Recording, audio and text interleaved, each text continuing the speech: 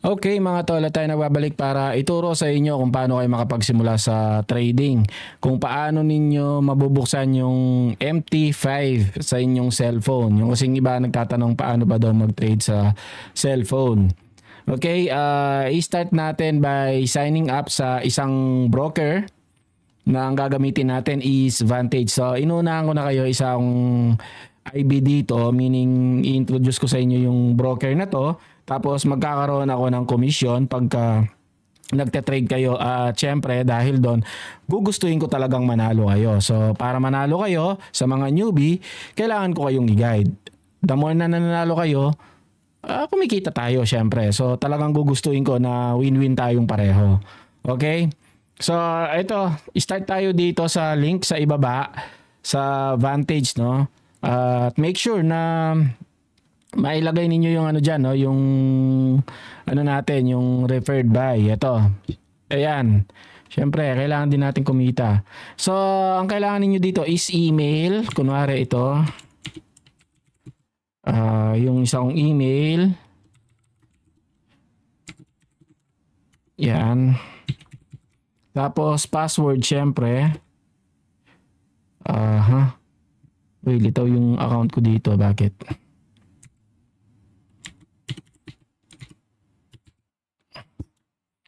Ayun.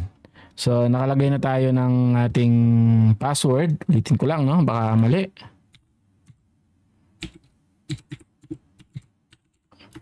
Okay. So, dapat ganun. Meron siyang special character at saka meron siyang number. Ayan. At pagka tatanong referred by, kasi i-ano ko yan i-verify ko yan pagka gusto niyo ng access dun sa GC natin, sa mga signal at saka sa mga tutorials. Ayan, dagdag kita lang yung ilagay ninyo para madagdagan ng aking kita. Dagdag kita. Tapos syempre individual, I am not a US resident unless you are. Agree, tapos create lang natin. So ayan, kailangan ninyong i-verify sa email. Ilagay ninyo yung sinend nilang yung OTP, no? Okay, click muna pala natin to mga tol. Send, tapos ayun, ma-send sa ating email niyan. Ayan yung verification code natin, no? Copy lang natin yan. Tapos punta na kayo dito at paste nyo. Control V at submit. At ayan, kailangan natin maglagay ng number, no, para ma-verify natin yung ating login. I-link lang natin yung ating phone. Ewan ko kung makaka-receive ako ng ano dito, kung makaka-receive ako ng authentication, no. Kasi minsan talaga mahirap yung signal dito. Okay, hindi ako nakaka-receive ng notification. Ito ngayon ang inyong account mga tol. Ito yung ating dashboard. At makikita ninyo dito yung account ninyo, yung mga details. Tapos ito yung UID. Ayan yung ID natin, no? Tapos yung mahalaga dito is yung nandito sa account. Live account. Magse-setup tayo ng MT5 account. So ang gagawin natin, i-setup muna natin. Setup, kaya lang ewan ko, kailangan kong ma-verify. Ayan, no? Kailangan nating ma-verify ito. Maybe later, no? Mukhang ayaw niya akong payagan. Anyway, since ayaw niya akong payagan, ito lang yung i-click ninyo. Magsa-setup kayo ng MT5, okay? Pagka MT5 yung nilagay ninyo, make sure yung gagamitin natin dito is 1:100. 1:1,000 pala. 1:1,000. Okay, papakita ko sa inyo sa isa kong account. Dito kasi ayaw akong ipalagin. So, heto siya mga tol, no? Huwag niyo pansinin yung balance natin, konti na lang yan, no? Kasi may floating nga tayo ngayon. May floating tayo na balance. Ayan. At nakakapag-withdraw rin tayo, syempre. So, ito yung mga tol, no? Yung ating gagawin dito is pagka kinlik nyo yung kanina, yung setup an account or open an account, ang pipiliin lang ninyo is yung standard. Ito, standard. Tapos, recommended is MetaTrader 5. Ito siya. At wag yung 4, no? Dito na tayo sa 5. Tapos, meron tayong ano dito, meron tayong currency. Pwede kayong gumamit ng ibang currency. Pero ako I suggest na USD para hindi na kayo mahirapan. Then, click nyo lang to. Tapos, MetaTrader 5, no? May lalabas dito na, no? Click natin. Setting up. Ayan, confirmation. You already have a same live account with the ID.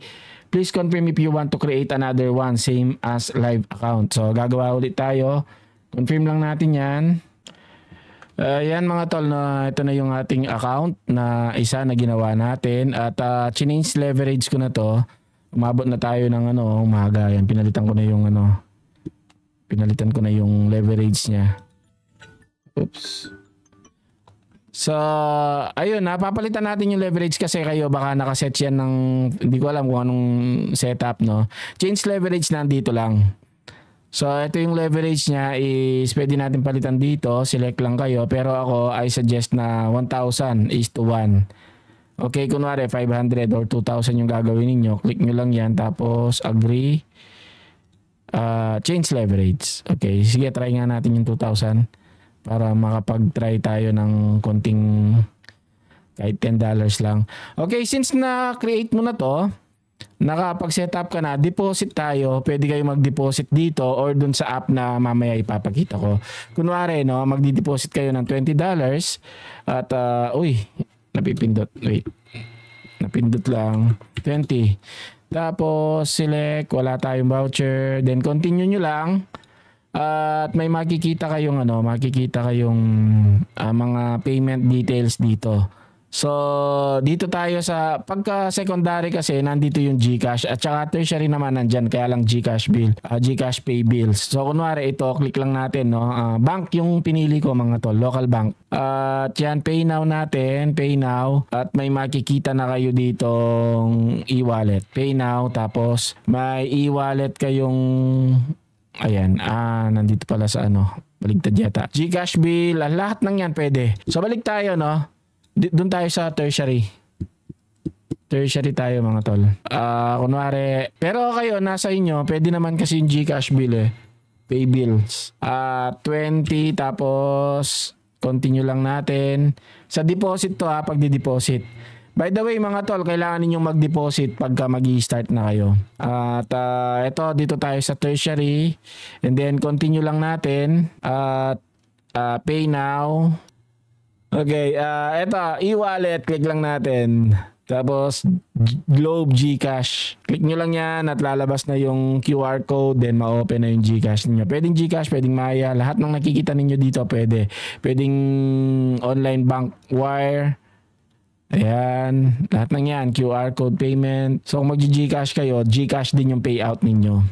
So ayan, yun yung payment, no, pag-deposit. Mamaya papakita ko dun sa app kasi yung iba wala rin namang wala rin namang time para laging nasa PC. Madalas nasa cellphone lagi. Ngayon, tandaan natin to mga tol. Itong account na to at yung server natin. Ngayon may password diyan. Change nyo na lang yung password. Mapapadala sa email ninyo. Alam ko mapapadala talaga sa email na gagamitin ninyo. Ayan, kahit ipakita ko sa inyo yung password, okay lang kasi papalitan ko din naman, no. Ito siya, MT5 password. Pagka gusto mo nang i-connect lahat ito, yan, i-type mo yung password na yan. Pero syempre ako papalitan ko yan. Change password natin, no. Ito yung password natin, paste na lang natin. Then may new password ako syempre. Michael Jackson 25. Okay? Ay sinabi ko. Okay lang na i-hack ninyo to. Excuse. Kasi pagka hinak ninyo to, nilagyan ninyo ng di ako rin makikinabang, di rin kayo makaka-withdraw. Okay? Change password natin. Yung password ninyo dito kahit hindi niya kagaya ng password ninyo sa main account ninyo, okay lang. Like para magamit ninyo sa mga sa mga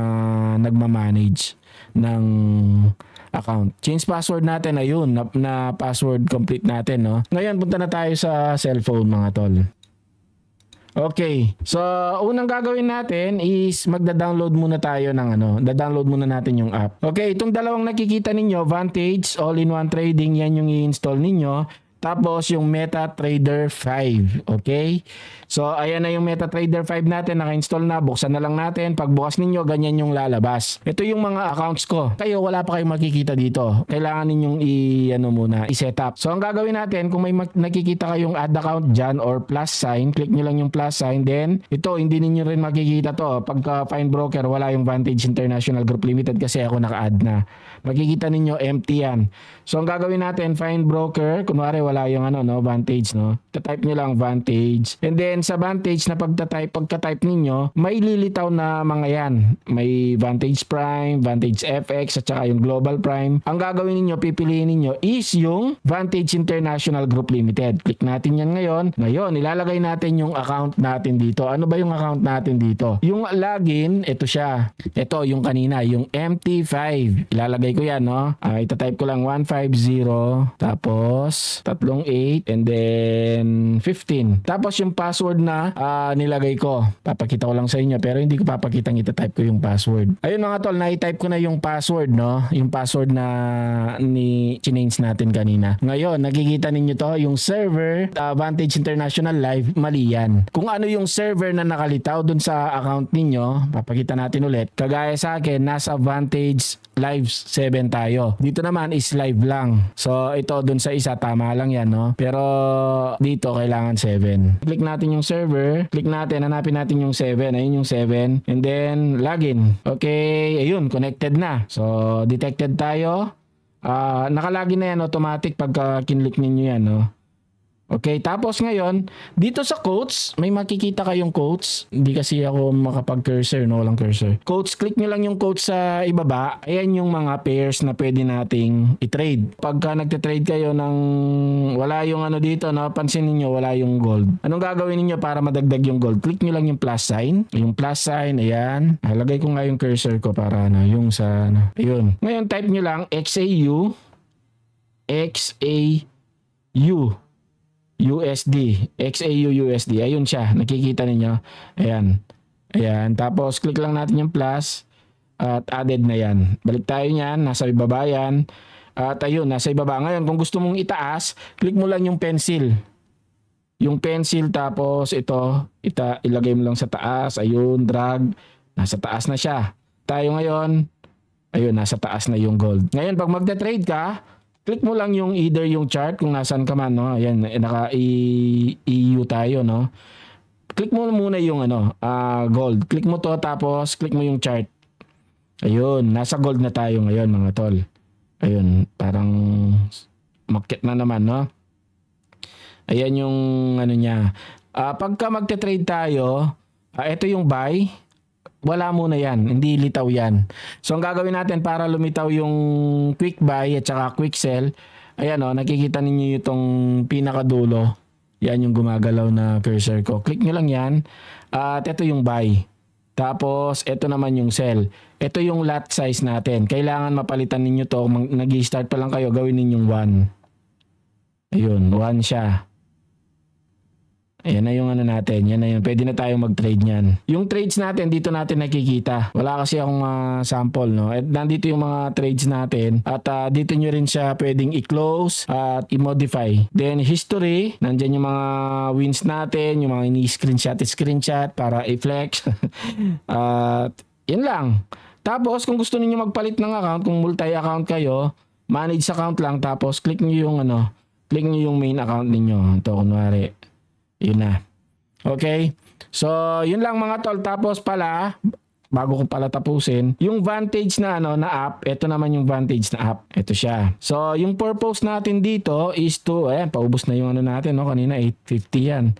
Yung Vantage app na to is pwede tayo makakita ng mga signal. Gawin nating guide para sa pagte-trade natin. Kagaya nito, XAU, click mo lang yan at may makikitang analysis. At ayan yung analysis niya. So, yung gold daw, sample nito, yung gold daw ay long position ka daw sa 3405. Targetin mo is 3448.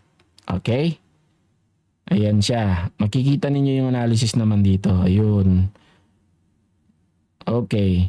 So dito pwede rin tayong mag-deposit kagaya nung nabanggit ko. Click nyo lang yung profile, then may deposit dito, click nyo yung deposit at same process lang yung kanina. No, uy, 795 na lang tayo, paubos na tayo tol. Kunwari 20, click mo lang, then pipili ka lang dyan at kung alin yung mapili mo, like GCash, yung kanina lang din to. Okay, so I think yun lang sa ngayon at maraming salamat. At yung mga magsa-sign up tapos magdi-deposit at na-verify yung kanilang account, PM nyo ako dun sa Telegram na nasa link.